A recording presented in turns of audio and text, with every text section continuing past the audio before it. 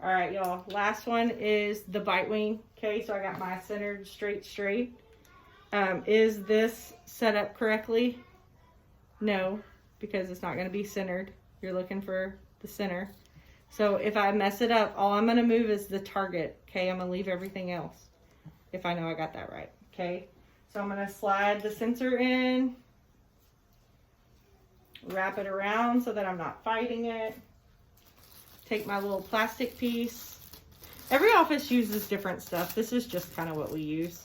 And then I still spray these down and use them, okay? So this is a bite wing. We're gonna come back to our patient's mouth. This, remember you're taking the upper and the lower teeth in your impression. Why do I keep saying impression? X-ray. Okay, open for me. So retract. You're just going to go straight in. Now, he does have tori. I was talking about that earlier with the impressions. So let me show him your little mouth. Move your tongue. Do you see that bump right there? Right there? That is tori. So here, you can take this camera back. That's really painful for your patient when you're taking an x-ray. So you want to kind of go more toward the center of their mouth and go ahead and have them bite down. Now, whenever I put this in my patient's mouth, I honestly hate the plastic because you can't see as well. But once I get it in, I know I don't have number 1 or number 2 in this right here.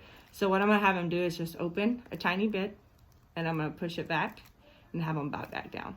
If you try to take an impression and put it all the way back where it needs to be, sometimes you're going to gag your patient, and then they're not going to trust you when you put it back in. So if you'll just have them close on it, open a tiny bit, push it in, and then have them close. That's a little bit of a trick to psych your patient out.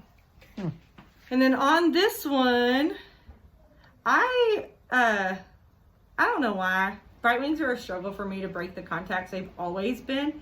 But you're supposed to just kind of line it straight up and then rotate it to the distal, just a tad. Every time I do that the way that you're supposed to, I mess it up. So I just do it straight.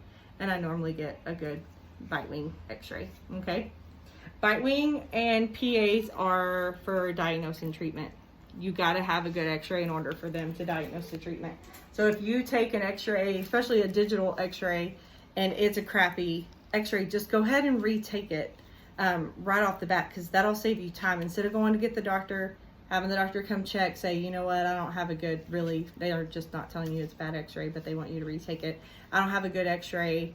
Can you retake it for me? Just when you notice it's bad, if you don't have an open contact, if you don't bisect the angle and you can see in between the teeth, if there's a lot of overlapping where you get that white cloud on top of the tooth, just retake it until you get a good one, okay?